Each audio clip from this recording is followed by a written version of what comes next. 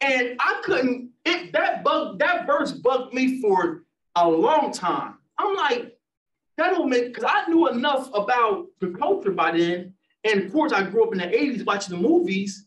What they do to young kings and princes when they coming up? They wean them from their mother. They hide them up and prepare them. Huh? They hide them up and prepare them for rule. If a young ruler is to be the next pharaoh or king, when he's weaned from his mother's milk, he's off to live with his father's sages. They're teaching him combat, kung fu. They're teaching him, and this is your daddy's enemy, and this man killed your great-granddaddy, and this is why. So when the text say there rose up a pharaoh who knew not Joseph, I'm scratching my head like, how? How can you be a young pharaoh and your father that brought you up to be ready to take his dynasty, and you don't know who Joseph is? It never sat well with me. Because it's Jubilees or Jasher, it was showing you that an enemy came and overthrew the rule of the pharaoh. Thank you. And he took his place. Thank you. So that's how, because he was from another land, he didn't know of those people there or of Joseph because he wasn't brought up as a young pharaoh. So the brothers from Salt of the Earth in their documentary, they have the research, and I went and got it because I ain't know, I'm not a groupie. I'm not a groupie anymore. I'm a Berean. So I went and got their resources to read it for myself. But the brother Banya brought it out that Pharaoh who rose up, who knew not Joseph, he was an Assyrian. The Syrians had noticed us over in Egypt. Like, look, those Israelites they had multiplied in Egypt. And the Syrian king was like, well, y'all know that Jacob and them went down into Egypt, and eventually they're going to come back over here. So this Assyrian king says, let's go take Egypt. So that Assyrian king overthrew the Pharaoh. So when this brother posts that the lamb was an assault to the Pharaoh ram god, it's like it wasn't even a true Egyptian who afflicted us. Now, you don't put this false doctrine out to the public that the lamb was about attacking some ram god. And it wasn't a true Egyptian who afflicted us. It was the Assyrians. So all praises for Salt of the Earth, bringing that out in 2019. So this brother posted this post. Yeah, the sacrifice of the lamb didn't have nothing to do with no Messiah. It was attacking and thumbing their nose up to the Egyptian ram god. It wasn't even an Egyptian on a throne who was oppressing us. It was an Assyrian. And who are the Assyrians descended of? Shem. So Shem, it was our own people. Our own people was oppressing us. A Shemite, our cousin, oppressed us. It wasn't a Hamite. But you some great sage. You got all the looks, got all the lights, camera, action, praying, head covered, blue and white prayer shawl. With the flies too. Got blue and white prayer shawl, and the Israeli flag is blue and white. But you got all the scholarship. Puffed up, can't nobody question you. Let me say this for all you teachers and wannabe teachers. Once you release something to the public, it belongs to the public. You can't filter who comments on it. If you don't want to be commented question, don't release it to the public. So that was his first mistake, saying that the lamb didn't have anything to do with the Messiah. It was all about the Most High thumbing his nose up to the Egyptian Pharaoh. That Pharaoh who oppressed us, family, was not an Egyptian. He was an Assyrian who took the title of Pharaoh.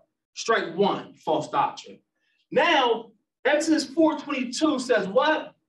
Israel is my what?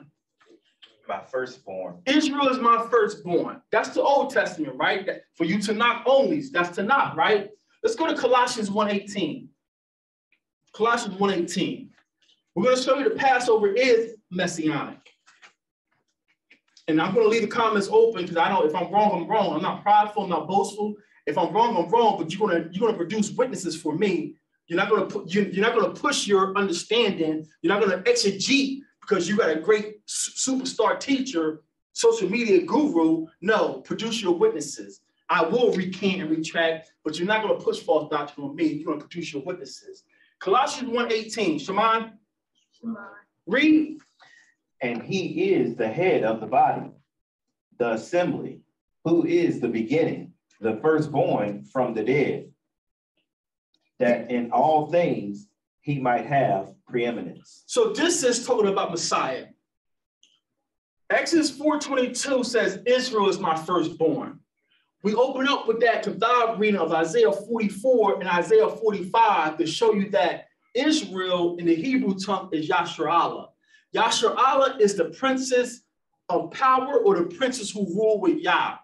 Yasharallah is a three-word compound word in Hebrew. Yasharallah is made up of three, I say, roots. Yah, Shar, and Allah. Yah is pointing to the Father, Yahweh. Shar means prince or ruler. It can also mean princess, because we don't have gender in our language. The same word for a prince is the same word for a princess, but if I say her name, you know if I'm talking about a woman. So I wouldn't have to say Princess Gina. All I would have to say is Shar Gina. That gender comes from the Greeks. So Yah, Shar, Allah. Yah, the Most High. Shar, the princess. Allah is power. When the Muslims say all praise be to Allah, I say Khan. All praise be to Allah. Because my Allah is who? Yahweh. Yahweh. All praise be to Allah. Well, which Allah? Which Allah are you praying to? My Allah is Yahweh. So Yashar Allah is a three-root compound word, the princess of Yah who rules or who have authority. Exodus 4:22 says, Israel is my firstborn. We brought out that we are really Israel Jr., Yashar Allah Jr. The son is Yashar Allah Sr. Colossians 1:18 says he is the firstborn of the dead, the first begotten of the dead, right? So it blows my mind. You got all this great breakdown and you don't understand the Hebrewisms in the Messiah. So our first fathers, our natural father's name, we know it as Adam or Adam. Adam in the Hebrew is three characters. For those of you, excuse me, for those of you still learning, we start on the right side. So that ox head, for you 90s basketball, 90s basketball freaks, Chicago Bulls emblem, that's where we start at. We start with the ox head and we go right to left. So this is Adam's name in the Hebrew, the Ah, the Da, and the Ma. The Ah, the ox head, it can represent being first, being strong, and being stubborn.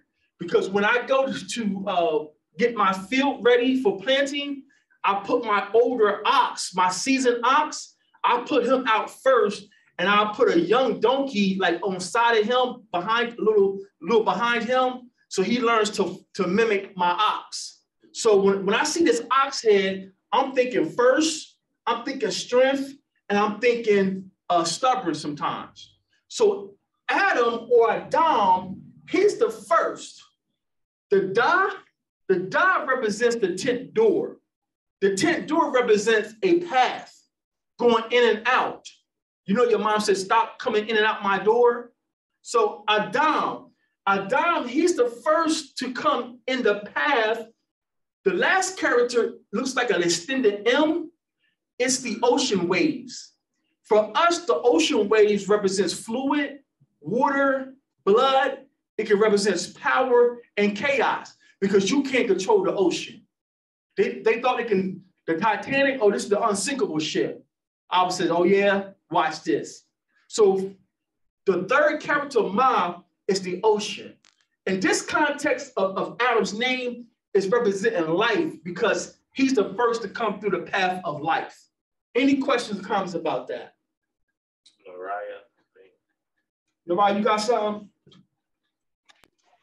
Well, it can kind of wait to the end, but I was just gonna ask because I'm thinking about just when Abel was alive, could he be like a kind of like a Hebraism to the Mashiach as well? Because when he offered the lamb and the Most High accepted it, but Cain rejected it and he was slain in innocency.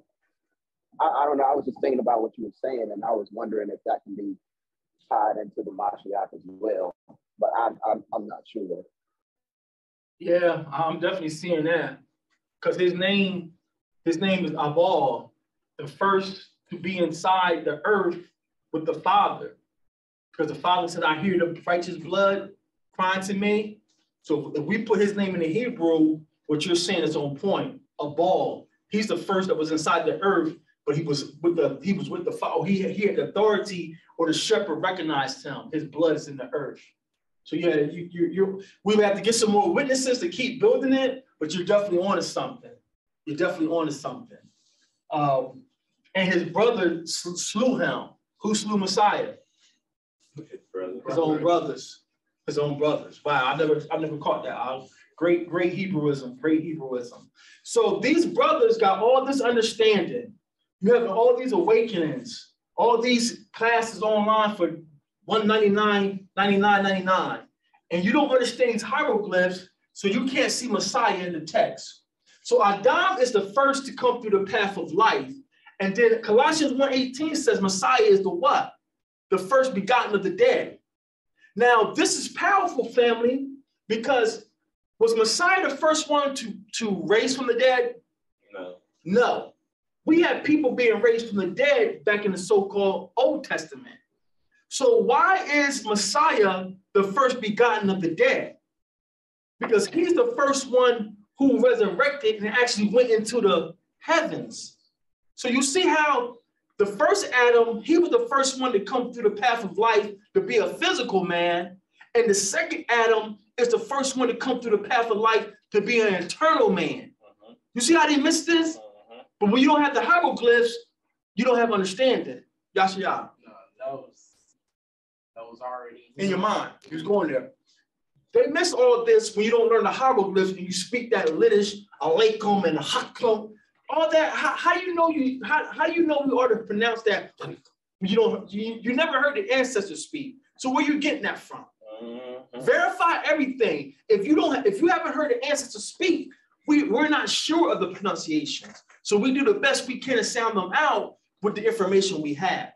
So the first Adam, he was the first to come through the path of natural life, and the second Adam was the first to come through the path of everlasting life. Israel is my firstborn, and he is the first begotten of the dead. You missed that. You missed that. Let's go to Leviticus 19:25 to make this even more strong. Let's go to Leviticus 19:45. 25? Chapter 19. Oh. Yeah, so I noticed it was a little typo. Let me see my notes. Because I read it and I was like, oh. I got to start getting you to proof my slides before we. I was like, no, I know he got a lot. I know it's a lot going on. So. Yeah, this is on the fly. This just came this morning. All right, let me do this.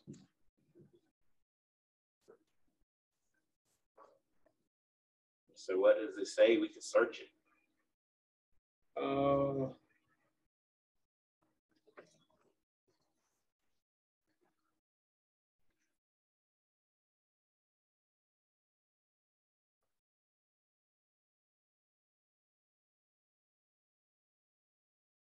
Is it chapter 4 about the calf? Take away the fat from it and offer it on the altar. Yeah, it's close around there.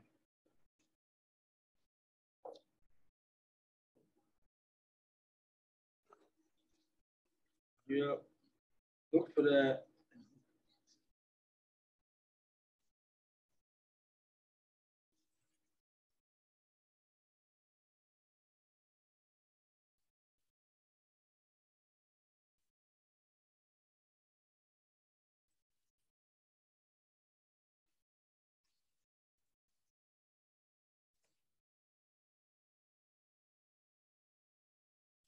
Leviticus 22. Sorry about that.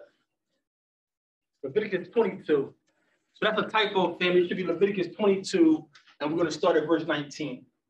Forgive me for that, family. This is last minute. This is hot off the press. We're going to Leviticus chapter 22, and we're going to start at verse 19. Shema. Shema. Read. Your free will offering shall be males without blemish of the herds, or of the sheep, or of the goats. They shall not bring to Yahweh anything that has a blemish in it, for it shall not be acceptable for you. Anything with a blemish is not acceptable for a sacrifice. Okay, read on. And whatsoever man shall offer a peace offering to Yahweh, discharging a vow, or in the way of free will offering, or an offering in your feast, or in your feast of the herds or of the sheep, it shall be without blemish for acceptance. There shall be no blemish in it. So just to learn something on the way to learning something, like one of my elders used to say, free will offerings are not done away with. Free will offerings are not, free will is like, I'm just giving this up to you, Father, because I love you. But it's the fact that none of us raise animals anymore. We can't go to these local farmers and say, let me get a sheep from you, because we don't know how they raise that sheep. Mm-hmm. So we can't really do this anymore. But just so you know, free will and other types of offerings we still can do it if we were home raising our own animals. Read on. One that is blind or broken, or has its tongue cut out, or is troubled with warts, or has a malignant ulcer or tetters, they shall not offer these to Yahweh. So pretty much that we got the gist of it. Father says, whatever you offer to me, even if it's a free will, I didn't require it of you. You just want to do it out of the goodness of your heart and your love for me. Make sure you give me the best, because I'm going to turn around and give you tenfold. You know, so Father is saying, make sure whatever you offer to me doesn't have any blemishes on it, no spot or wrinkle, right? What about verse 25? What you got there, Hop? Neither shall you offer the gifts of your Elohim of all these things by the hand of a stranger, because there is corruption in them, a blemish in them. These shall not be accepted for you. So that's just confirms what I said. We can't right now over here in the United States or wherever you live. If you didn't raise that sheep or whatever yourself, you can't. So all those brothers over there thinking they're offering up a lamb for their Passover. If you haven't raised that lamb up since he came out of his mother's womb, you don't know if that lamb was pure or not. So they want to get in their videos. If y'all ain't offering a sacrifice, y'all ain't in the land, y'all ain't really have a Passover. Slow down. Slow down. And then some of this is going to be redundant tomorrow. We always had sins, a sacrifice for sins of ignorance. So things I don't know, things we ain't doing wrong, Father, forgive us, we're doing the best we can. These people are waking up and they're making this Hebrew awakening so rigid, like Talmudism. Or you ain't tie your shoes with the left hand. Where you getting this garbage from? If I don't know, I don't know. Now I'll research, do the best I can. If you tell me I found this document and we ain't allowed to wear yellow because yellow does such and such and such. My fear and respect for Abba, I'm going to research it. But if I can't get 2 or 3 witnesses and you can't present your case, I'm not accepting your doctrine. That should be across the board. But if you hear something that every Saturday is not the Sabbath, the first month is not April, you should have enough love and respect and fear for the Abba Yah. Whoa, let me really research this. Does the brother have enough witnesses? You shouldn't be, let's let this flow. Let's let this, I'm not in this for likes. I'm not in this for camaraderie. I'm not in this to be popular. Because what did Father say through his son? If you are lukewarm, I'll spit you out my mouth. So you coming in this thing all proud because you know, but then when you hear that Saturday ain't the Sabbath, but you ain't going to bother to research that, we're just going to go on anyway. No. Forget what he's saying. Forget who's saying it. Father, I want to know. But you got these people, this is good enough for me. You're lukewarm.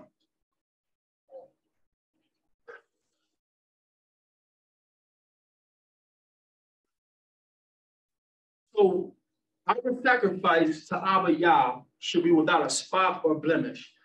Take us to Yachanan or John. Let's go to John 19:4. Prayerfully, this is the right verse. We got good readers. I think the Most High for these brothers being patient with me, always here to do the work. I take them through a lot. So I pray the Most High keep them strong. Yachanan or John 19 and verse 4.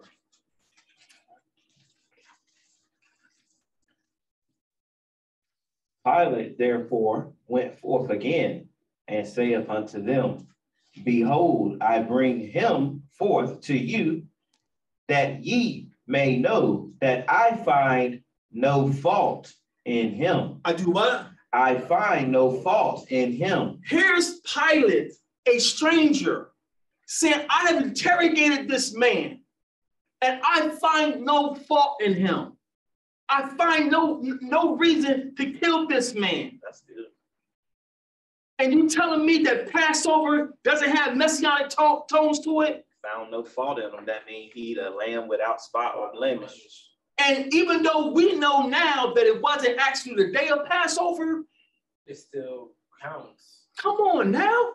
Just because it wasn't the day, you say, oh, he's not the one, he wasn't killed on Passover. What Israelite in his right mind going to say that? And you know, according to Torah, we have a custom that the priests lay their hands on the animal that's about to be sacrificed to the Most High to confess the sins to Israel. You know what I'm saying? The same way how the wicked priests put their hands on Mashiach, being him. You know what I'm saying? Him being the lamb, them being the priest, Right. giving the sins over, transferring their sins over to Mashiach. Y'all sullied him up with your dirty hands, ripping his beard out, spit on him. Now you're wicked behind lying, spitting on him. You just defile him, ripping his beard out. Now he has a blemish. If we take him on face value, but we know this Pilate says, I find no fault in him. So you miss these Hebrew wisdoms when you get puffed up with pride. Now you're pushing a doctrine, Passover has no messianic tones. And the precept I got to match the flow, just to keep it flowing with it, 2 Corinthians 5:21. For he had... Hold on, I gotta verify what you're saying. My cousin and all, but listen, everybody got to verify what he's saying over here. 2 Corinthians what? 5:21. 2 Corinthians 5:21. Read. For he hath made him to be sin for us, who knew no sin, that we might be righteous before the Most High in him.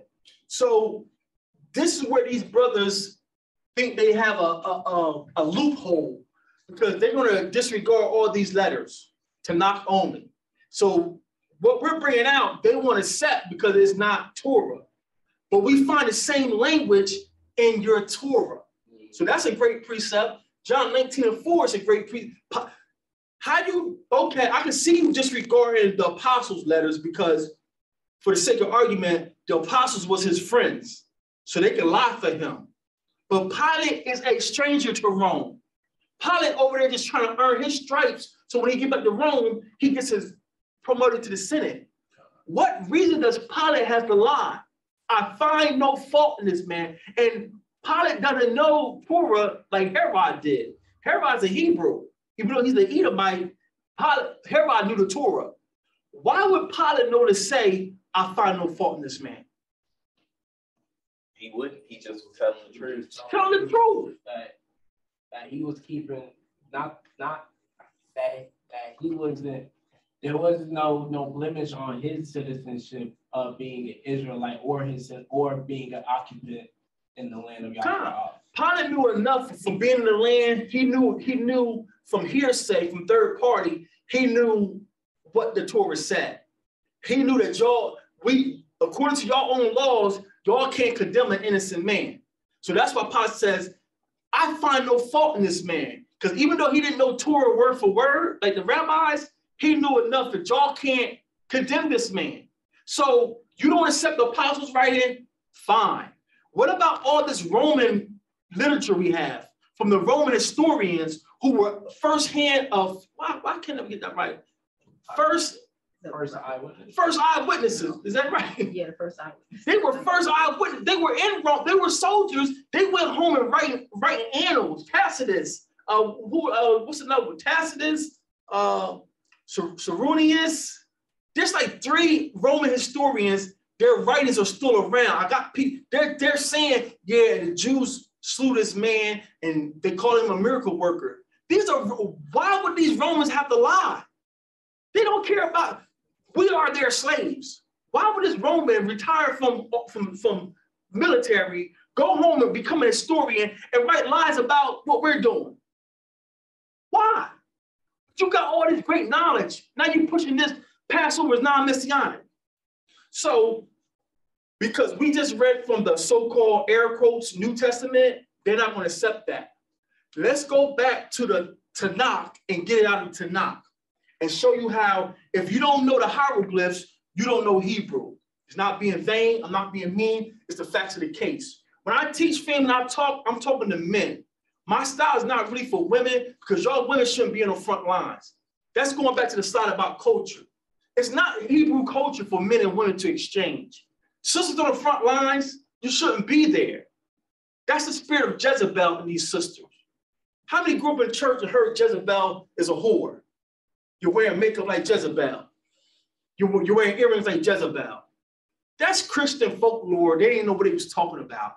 Jezebel was not a whore. Jezebel married an Israelite king. And what Jezebel did, she didn't know her place. She went, took her husband's seal, sending letters in her husband King Ahab's name. So a Jezebel spirit is not a whore. It's a woman who don't know her place, want to take over. I know more than men. If you know more than men, find a way, have the right spirit to pass that information along for the nation. You have no business going toe-to-toe with men, because now when a man disrespects you, you don't put the rest of us brothers in a bad predicament. Now we got to Will Smith this brother, because you want to be, I can teach too.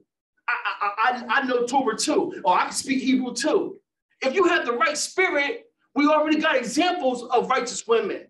Judith, Esther, Hadassah was Esther, Deborah. So we got, it's not that you can't help, it's the spirit behind you trying to help. You ain't trying to help, you're trying to be a man and show that I can teach too, I can be up there too. If you're in a congregation where you think you know more than men, start causing strife in Jezebel, why don't you just go start your own thing? You're causing more strife than good. This ain't church. This ain't for cartoons. All right, it's not the culture for men and women to exchange. Brothers or sisters comment on something you post, let it be.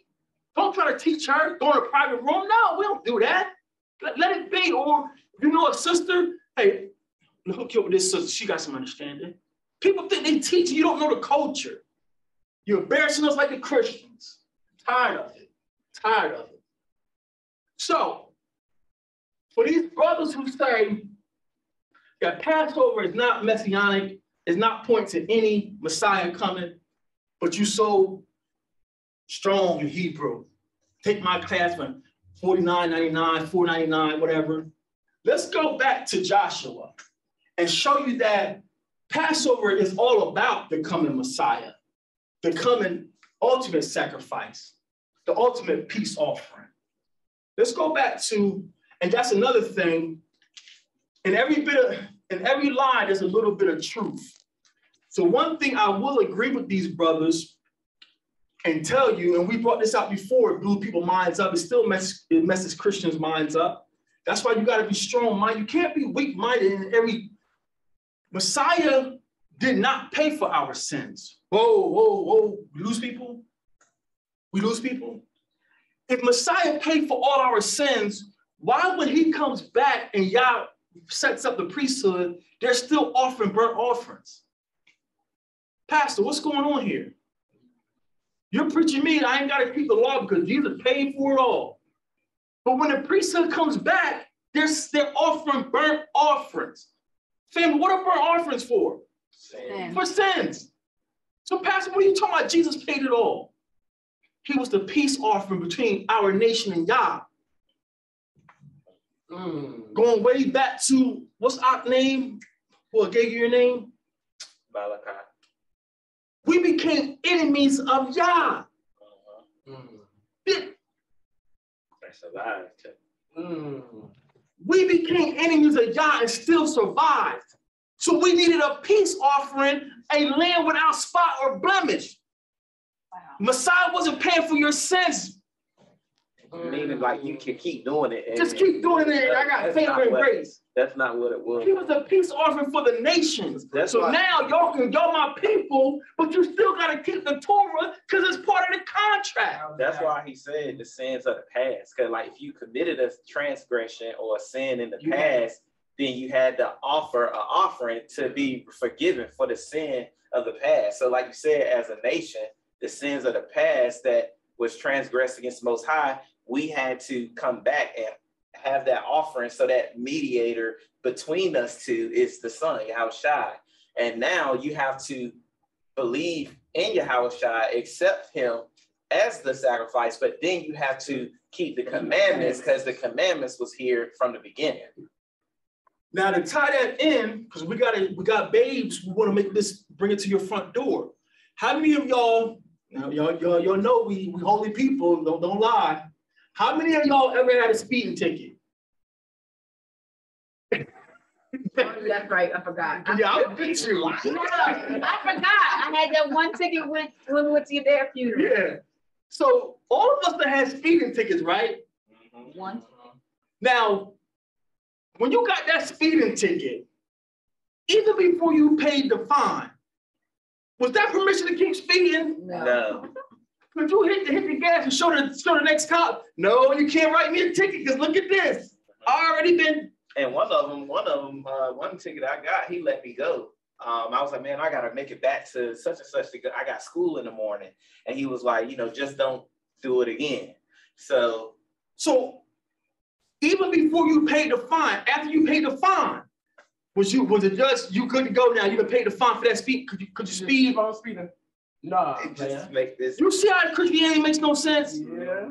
Messiah is our peace offering, so I ain't got to worry about the law. So I can go out here and commit adultery and steal and lie to my Israelite people. It never makes no sense. It never, because I was thinking about it before I knew the truth. I was like, okay, so you saying he know I'm about to go ahead and sin, so I could just go ahead and sin anyway? Like, let me put my Bible over here because I'm about to sin real quick.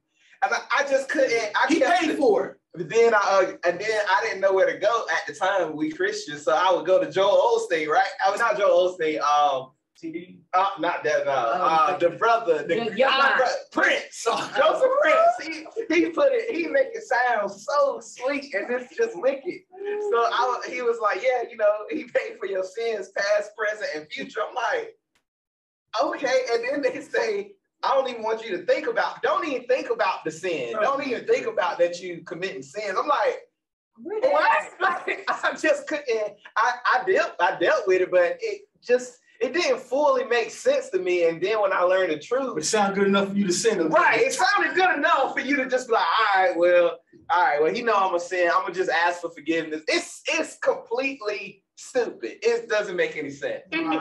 It makes no sense, family. Messiah is our peace offering between our nation and the Father. Now, our nation, as a nation and individually, you can come before him and find that mercy, but you keeping the law the best you can. Nariah? I think this is the perfect opportunity to break down that word shalom or shalom, to be paired to the authority and secured by the blood. The peace offering. Shalom. Yeah, I started to put that. I think I do got a picture of that. I started to put that one on there also, because that's a perfect tie-in. You don't understand the culture, because you don't understand the hieroglyphs. You don't understand Messiah. He's the King of peace. We say Malak Shalom. Solomon, his name is Shalom. And he was David's son, and he was supposed to have peace in his kingdom. He fell and missed it. So now we got the true king of Shalom. And that's being joined to the shepherd by the blood. Shalom or Shalom. If you don't know the hieroglyphs, listen, you're not speaking Hebrew. I don't care what y'all say. Listen, delete me. You don't have to invite me nowhere. I'm teaching the truth for truth's sake. Who wanted, you get it. But if you don't know the hieroglyphs, you're not speaking Hebrew. You're making sounds. You're making sounds. So thank you for that. Shalom or Shalom is pointing to the Messiah, because he's the one joining us to the shepherd by his blood. Shalom or shalom.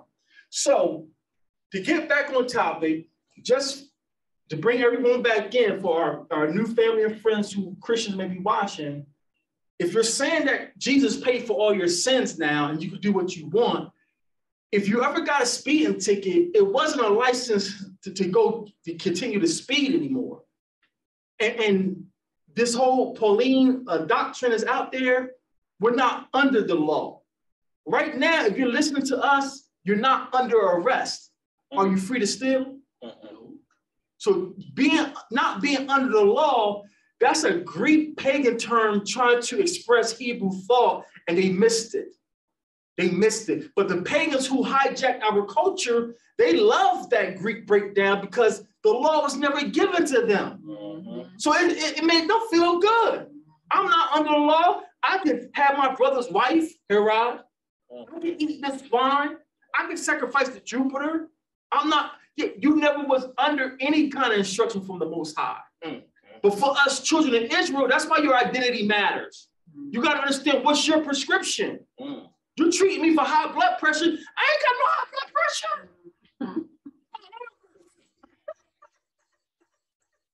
You got to know who you are. If you're black, it must be high blood pressure. It's not one size fit all.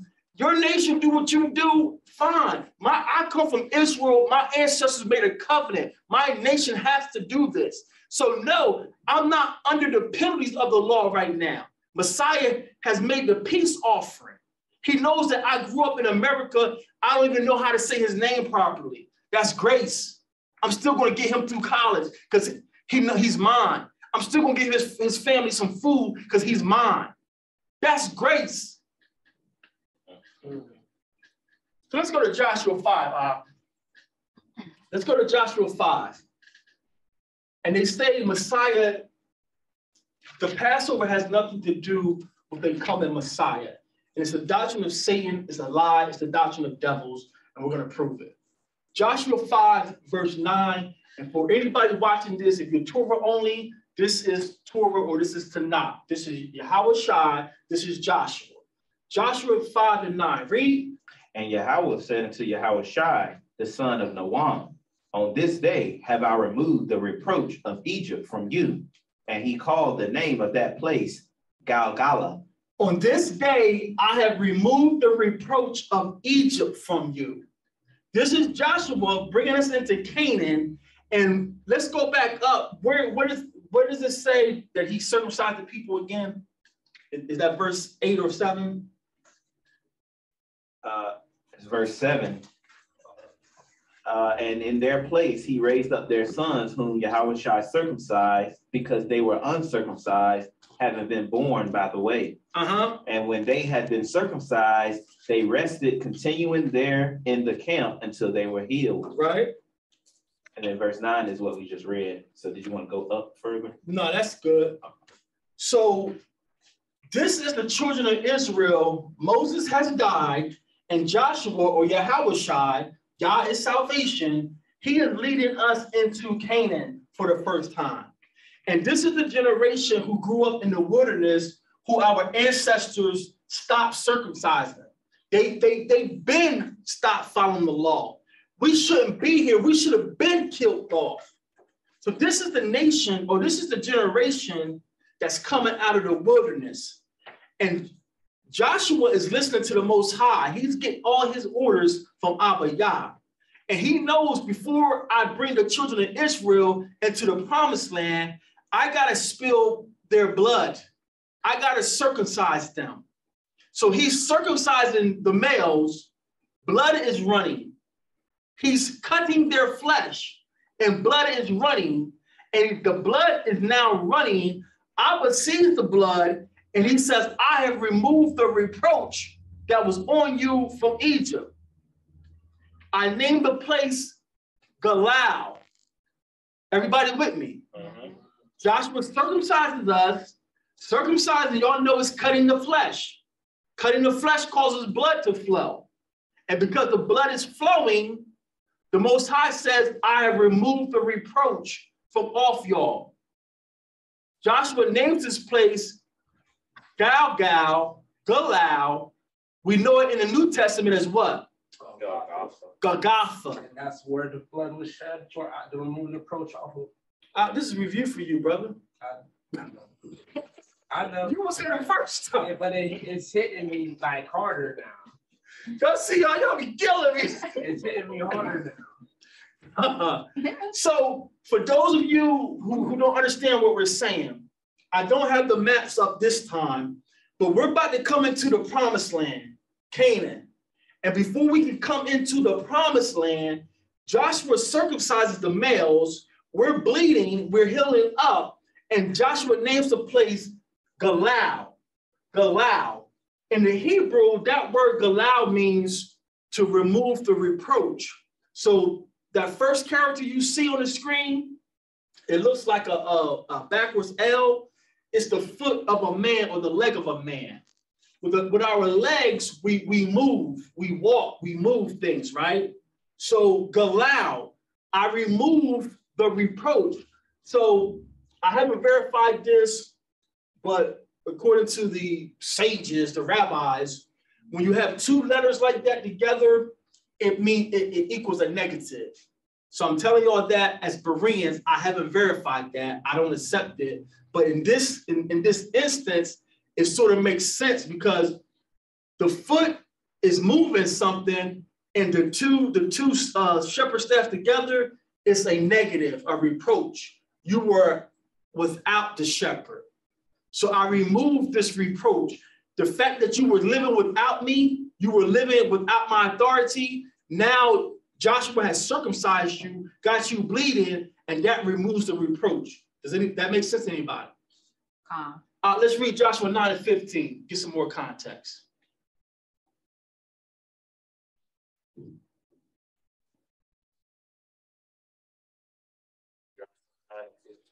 Joshua 9 and 15.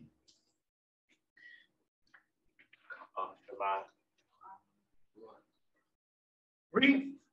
And Yahushua made shalom with them, and they made a covenant with them to preserve them, and the princes of the congregation swear to them. Continue. No, that's all we need. So here in Joshua 9 and 15, the text explicitly said, now you can't miss the fact that Joshua's name is the same as Messiah's. Joshua's name is the same as Messiah's. Like, the Most High, like, do y'all not get this? The Most High got to look at it, are like, are y'all that dense? Here's Yahushua, the first one. Making peace. Making peace. Making shalom with y'all. And so, but you got all this understanding, and there's no messianic tones in Passover. Here's the first Passover we're about to celebrate in Canaan, and Yahushua is removing the reproach, and he's making peace. Remember, the peace offering has to be without spot or blemish. How you miss all these Hebrewisms, great sage? So our Passover has everything to do with the Messiah. Now let's get the same text or the same language. Let's get it in the so-called New Testament, even though they don't, this is for the Torah only. They don't accept the New Testament. That's why we started with Joshua. If you understand the Hebrew, and when I say Hebrew, I mean these hieroglyphs, not your nikus and dakus and all your alakams and all that crap. That's the sounds you're making. That's gibberish. If you don't understand these hieroglyphs, you don't know Hebrew. I don't care what your elder taught you. I don't care what your online guru knows. If you don't know the hieroglyphs, you don't know Hebrew. That's the facts of the case. I don't debate. I try to teach and help the nation. If you don't know the hieroglyphs, you don't know the language.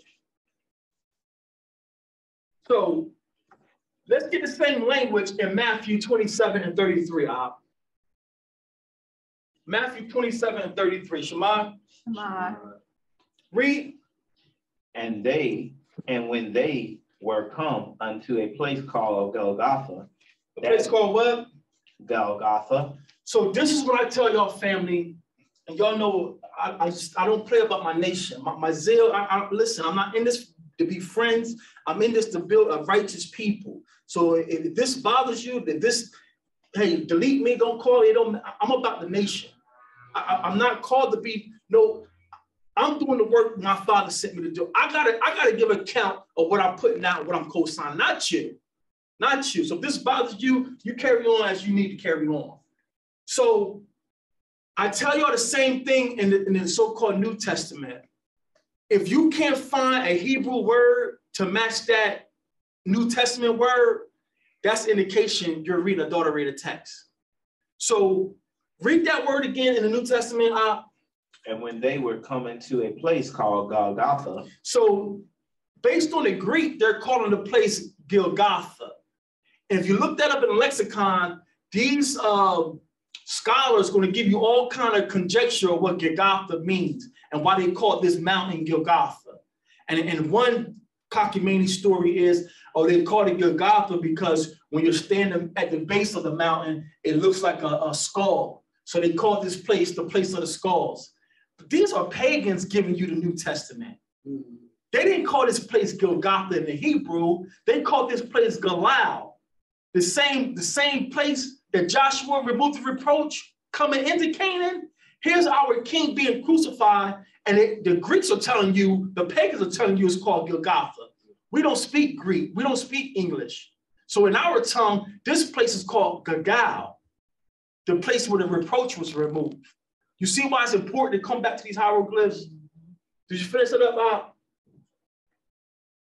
That is to say, the place of a skull. You see, and they're trying to give you the definition. That is to say, the place of a skull. That's these Germans and these Polands who think they are Hebraist. I'm a Hebraist because I got all these relics of Hebrew, and I'm a Hebraist now.